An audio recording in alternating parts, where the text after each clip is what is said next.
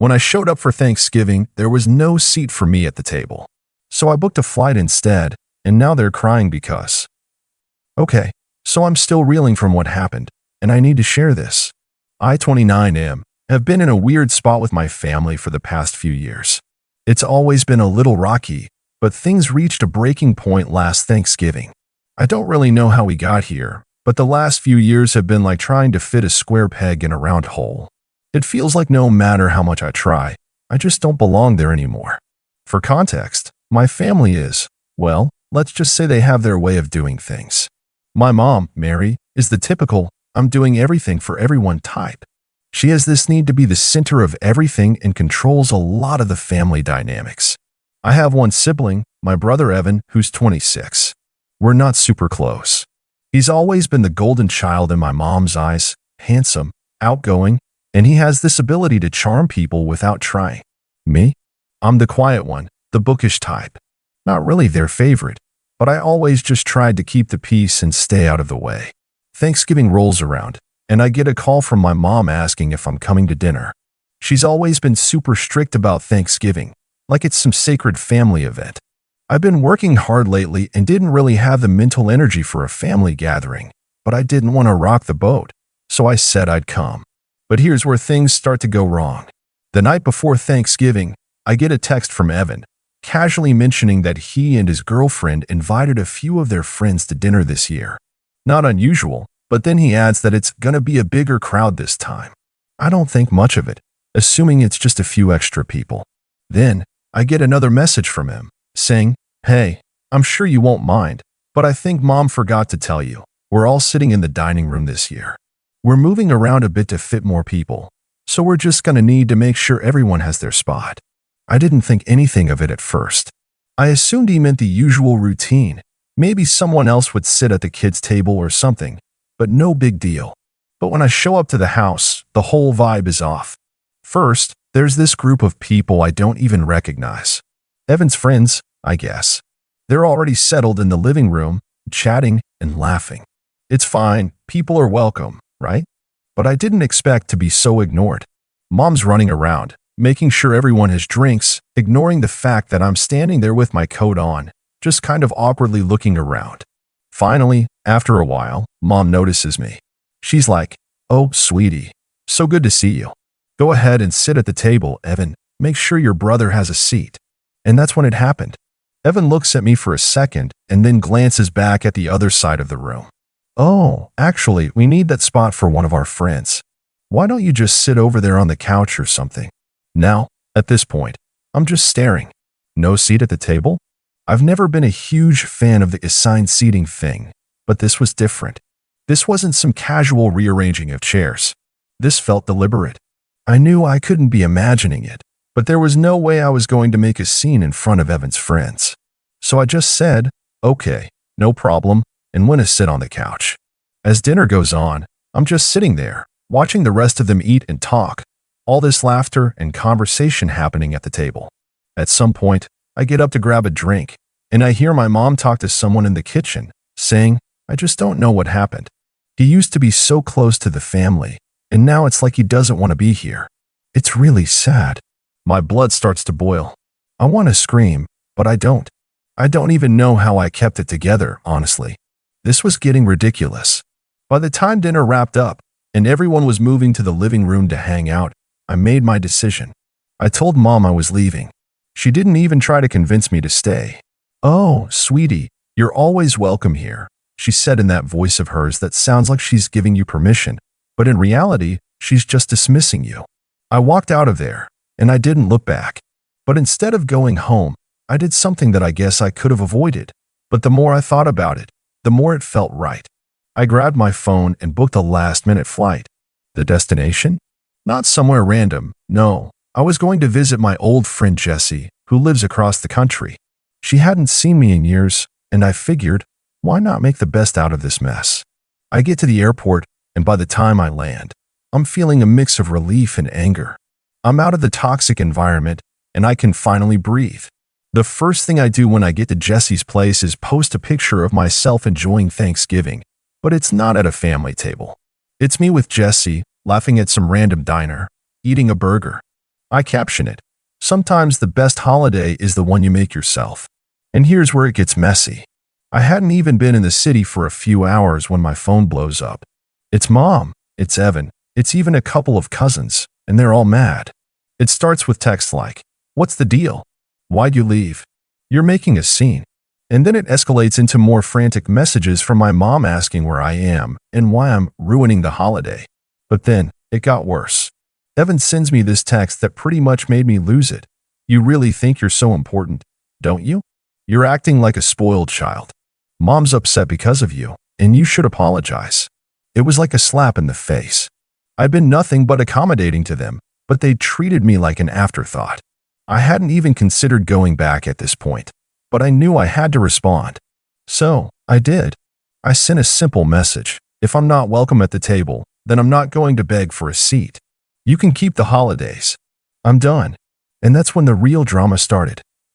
I started getting frantic calls from my mom, saying things like, "Please just come back. We're sorry. It was a mistake.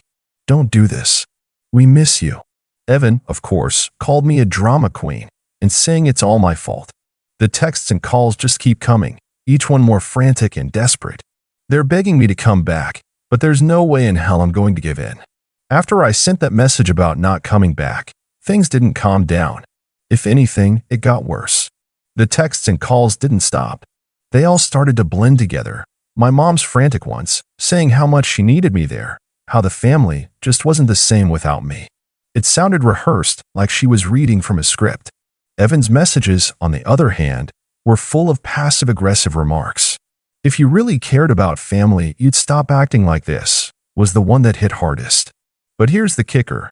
The day after I left, my mom posted a family photo on Facebook with the caption, "Grateful for family, love, and togetherness.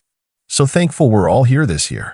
I couldn't help but feel like I was the missing piece they were pretending didn't matter. I couldn't even scroll through my feed without seeing that fake smile on my mom's face, the one she always puts on when everything's fine. I was so close to commenting something snarky, but I stopped myself. Part of me wanted to stir the pot, but the other part knew that would just play into their hands, giving them another reason to label me as the problem. The whole time I was with Jessie, I kept thinking about how different things felt with her. She's the friend who's always had my back, no matter what. She's the kind of person who doesn't make you feel like you have to perform for their approval. We spent Thanksgiving just talking, eating junk food, watching movies, and making fun of the whole holiday spirit nonsense. I didn't feel like I had to be someone else around her. Still, that nagging voice in the back of my head kept telling me that maybe I was overreacting. I mean, my family's not perfect, but they're family, right? Maybe I should have just sucked it up and gone back. I thought about what my mom would say when she saw me again. She'd probably act like nothing ever happened and beg me to forgive her, like she always does. I couldn't tell if I'd be able to take that, if I'd be able to go back to pretending like I was okay with the way they treat me. Jessie could tell something was off. We'd been talking about everything, and she could see how torn I was. She kept reassuring me that I wasn't crazy for wanting to distance myself. She pointed out something that I hadn't really realized before. I didn't have to keep putting myself through the emotional roller coaster for their sake. Still, I found myself texting Evan a few days later. Not to apologize, but just to clear the air a little. I don't know why I thought it would make a difference. Maybe I wanted to feel like I was being the bigger person. The text was short, but I asked him what he thought about everything, just trying to understand where he was coming from. His reply was fast, and it hit me like a punch to the gut. "I honestly don't even know why you're making this into such a big deal. It's just Thanksgiving. Why do you always have to be so dramatic about everything?" And that's when it really clicked. I wasn't the one being dramatic. I wasn't the one who had thrown a fit about a stupid seat at the table. No, they had been dismissing me for years without even realizing how it affected me. Or maybe they did realize and just didn't care. I remember sitting there, staring at my phone, thinking about how I'd been treated for so long. It wasn't just this one Thanksgiving. It was every time they'd invited me to some family event or dinner, only for me to show up and be ignored, or worse, belittled by Evan. It wasn't even about the seat at the table. It was about how every family gathering felt like a performance, where I was the understudy. I was never the star of the show. The truth is, I'd let it slide for way too long. I convinced myself that I was just being sensitive, that maybe I wasn't seeing the bigger picture. But when I showed up this time and was literally told there wasn't a seat for me, it was like something inside me broke. It was the final straw in a long line of microaggressions and dismissals. I realized that for years, I had been asking for respect. Not even in big ways, just basic human decency. But I wasn't getting it. So I'd finally taken a stand, in the only way I knew how, by walking away. But now, it felt like I was in this weird limbo. I was proud of myself for not letting them treat me that way anymore, but I was also scared. I wasn't ready to completely sever ties with them, but I didn't want to go back to that toxic environment. What if this was it? What if there was no going back after this? Would I regret it? I went to bed that night still turning the situation over in my mind. I was trying to figure out what I wanted to do next. The last thing I wanted was to leave things unfinished with my family, but I also didn't know how much more of their nonsense I could take. The next day, my phone rang. It was my mom. For a second, I almost didn't pick up. Part of me wanted to just ignore it, but I didn't. I answered, and her voice was shaky, like she'd been crying. "Sweetie, please. Please, come home. I don't know what's happening with us, but I miss you. We all miss you." The words were so familiar, like she was reading from the same script she always uses when she knows she's messed up. But this time, something felt different. I didn't know if it was because I was so far from the situation now, or if it was just the years of pent-up frustration, but I felt a coldness creeping over me. I wasn't sure how to respond. I was so torn between wanting to fix things and not wanting to go back to the same toxic cycle. After that phone call, I spent the next couple of days thinking about what to do. Every time I checked my phone, there were more messages from my mom and Evan. It felt like I was being suffocated with apologies, but I didn't know if I was ready to accept them. Part of me felt bad. After all, they were family, and wasn't that supposed to mean something? But the other part of me just couldn't forget how they had treated me all these years. It wasn't just the seat at the table, it was everything leading up to that. They'd never made an effort to really understand what I needed. It had always been about their comfort, their plans, their holidays. Every time I showed up, I was just expected to fit in like I didn't have my own life, my own feelings. But here's the thing, I had finally reached a point where I didn't feel like I owed them anything anymore. I wasn't about to beg for a seat at a table where I wasn't even wanted. The more I thought about it, the more I realized something. I didn't need to fix this, not right away. I didn't need to rush back just to make them feel better. I'd spent enough of my life walking on eggshells, pretending everything was fine when it wasn't. That's when the idea hit me. I didn't want to make a big show of it. I wasn't trying to burn bridges. But I wasn't going to let them just sweep this under the rug either. If they wanted to understand how it felt to be treated like an afterthought, I had to make them feel it. I wanted them to know that I wasn't just going to drop everything and show up when they felt like it. So, I started with the small things. I didn't respond to their texts. I didn't pick up the phone. I didn't want to hear their excuses, and I wasn't ready to forgive just because they were sorry. But I needed to do more. I had some time off work, and that's when I decided to book a trip. I didn't want to go anywhere fancy, just far enough to get away and clear my head. I found a cheap last-minute flight to a city I'd always wanted to visit, a place where I could just be on my own for a while. I knew it would drive them crazy, but it wasn't about revenge. It was about me taking control of my life for once.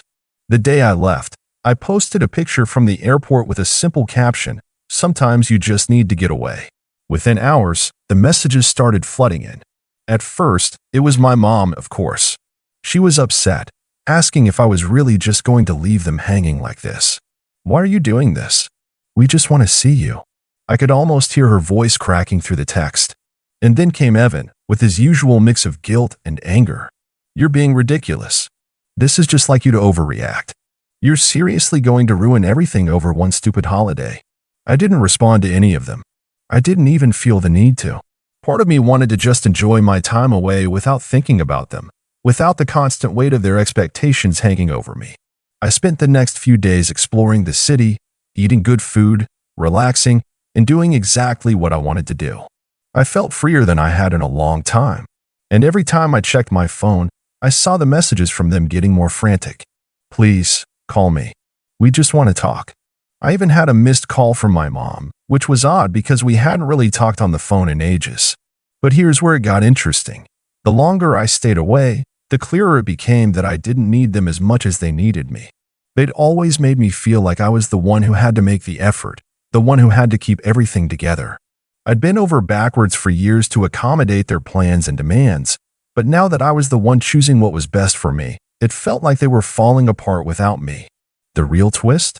I didn't miss them, not like I thought I would. I didn't miss the tension, the passive-aggressive comments from Evan, the way my mom would treat me like I was the problem whenever things didn't go according to her plan. I realized that maybe I'd been the one enabling their behavior all along by letting them get away with it. Maybe by stepping back, I was giving them the space to see what it would feel like without me always cleaning up their messes. After a few days, my mom sent one final message, and I could tell she was starting to panic. "We're really sorry. Please come home. We want to make things right. We can fix this. You're part of this family." I thought about it for a while. It wasn't that I didn't want to talk, but I knew that this was the moment where they needed to realize that I wasn't just going to fall back into the same toxic cycle. I wasn't going to let them think that they could pull me back in with empty apologies. Instead of responding right away, I decided to let her stew. I wanted her to understand that my absence wasn't just some tantrum I was throwing. I wasn't a little kid anymore, begging for their attention. I was an adult, and if they wanted me in their lives, they were going to have to show me some respect. And that's where I left it. I didn't text back, didn't call. I stayed in the city for a few more days. I had no plans to go back immediately. What they didn't realize was that my absence was a message in itself. I didn't need to scream or demand things from them. I just had to walk away and let them feel what it was like to lose me. After a few days of being away, I started to feel like maybe I had pushed things far enough. My mom and Evan kept calling and texting, but I still hadn't responded. I wasn't trying to be petty. I just needed the time and space to think things through without their constant noise in the background. But the more I sat with it, the more I realized how exhausted I was from always being the one to reach out, always being the one to fix things. I knew that I could go back and say, "I'm sorry, I overreacted," just to keep the peace, but that would have been the easy way out. The truth was, I was tired of always putting them first, of always swallowing my feelings just so they wouldn't feel uncomfortable. I had spent years trying to make them happy, and it never seemed to be enough. But I wasn't about to let my family think they could just keep doing whatever they wanted and that I would always come running back. They had to understand that if they wanted me around, they needed to change how they treated me.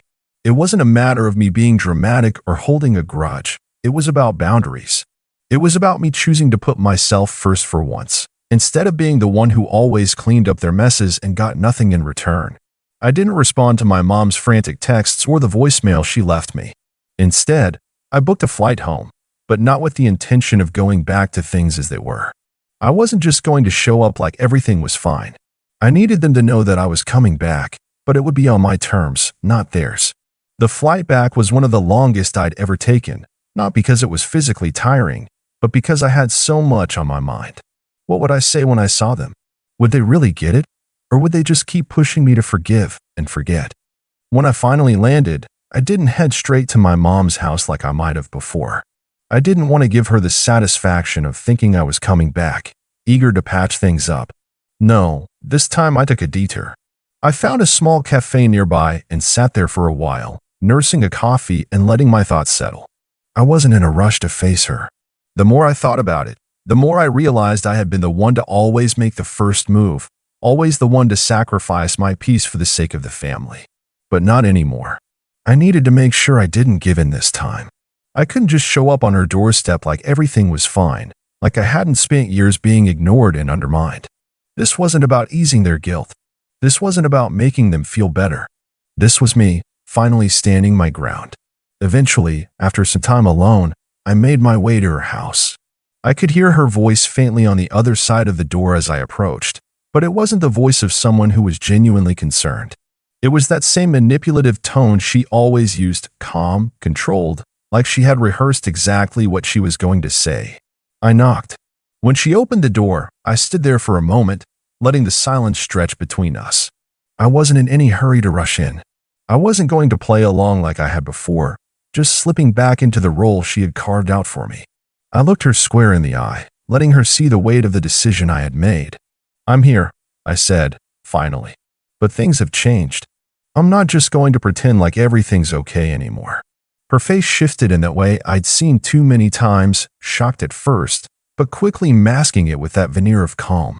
She tried to smile, but it came across as more forced than anything. She didn't speak right away, probably trying to gauge if I was serious or if I was just going to cave in like I always had. I wasn't going to make it easy for her. I've spent years trying to make things work, I continued, my voice steady but firm. Trying to keep everyone happy, but I've been miserable. You and Evan always act like I'm the problem when things go wrong, but you never once stop to think about how I feel. I've put everyone's needs before my own for so long, and I'm not doing it anymore. I'm not just going to walk back into this family and pretend nothing happened. For the first time, I saw her falter. That cool, controlled facade cracked just a little. But I wasn't done. I'm not here for your apologies, Mom. I'm not here to make you feel better about everything. I need something real. I need you to understand that I'm not going to accept being treated like this anymore. If you want me in your life, if you want me to be part of your family, you're going to have to prove it. I'm not doing this the old way. It's not enough anymore. She stared at me, completely still. She didn't respond right away.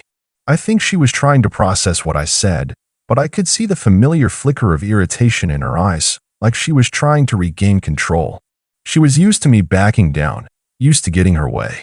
But not this time. Finally, she spoke, her voice softer than usual. I don't know how we got here. I don't know how I missed it all these years, she said, almost like she was saying it to herself more than to me. But I'm listening now. You're right. We've been taking you for granted. I wanted to believe her, but I wasn't sure I could anymore. She tried again, her voice shaky. I'm sorry. I didn't know it was this bad for you. I'll try harder, I promise. That apology wasn't enough. It felt hollow, and I wasn't about to let it slip by like it always had. She was good at sounding sincere when she wanted to, but I had been burned by her too many times to fall for it again. I'm not here to accept empty promises, I said, cutting her off. And I'm not just going to act like everything is fine. You've hurt me, Mom. You've made me feel invisible for years. I need to know you actually see me, and not just as someone to control or to make you feel better when things go wrong. She stayed quiet, a little longer this time. No angry outbursts, no playing the victim. She just sat there, thinking, but I wasn't sure if it was because she was genuinely reflecting or if she was just trying to figure out how to manipulate this situation in her favor. Either way, I wasn't going to make it easy for her. I don't want your apology. I want you to show me that you actually care, I told her, standing up. I don't know what that looks like yet, but I'm not going to just forgive and forget because it's convenient for you. I'm not a backup option. She didn't say anything else. She looked defeated and maybe a little scared, but I wasn't sure if it was real. It didn't matter. I wasn't going to bend this time. Later that day, Evan showed up. He didn't knock. He just let himself in like always, with that same entitled attitude that had been a constant presence in my life. The second he saw me, I could tell he was annoyed, like I was the one ruining everything. He probably thought that this whole thing would blow over, and I'd just fall back in line like I always did. He was wrong. You've really made a scene, huh? He said, looking at me with that usual mixture of judgment and frustration. This is so overdramatic. Mom's trying. You need to stop being so stubborn. I'm not stubborn, I shot back. I'm done being treated like I don't matter. I'm not here to make anyone else feel better about their guilt. If you want me around, you need to show me you actually care, not just when it's convenient for you. He opened his mouth, but I could see the deflection in his eyes, the way he wanted to blame me. But this time, I didn't let him. I'm done with the excuses, Evan, I said, my voice hardening. You don't get to keep pushing me aside and then act like nothing's wrong. I'm not a backup plan. If you want me to be part of your life, it's going to have to be on my terms, not yours. It wasn't the big, dramatic confrontation I had imagined, and maybe it wasn't the resolution I had hoped for. But it was enough. It was me finally taking control. In the end, things didn't magically fix themselves. It wasn't some fairy tale reconciliation. But for once, I didn't feel like the one carrying the weight of the family's issues. I had spoken up. I had made my boundaries clear, and no matter what happened next, I knew that I wasn't going to settle for anything less than respect.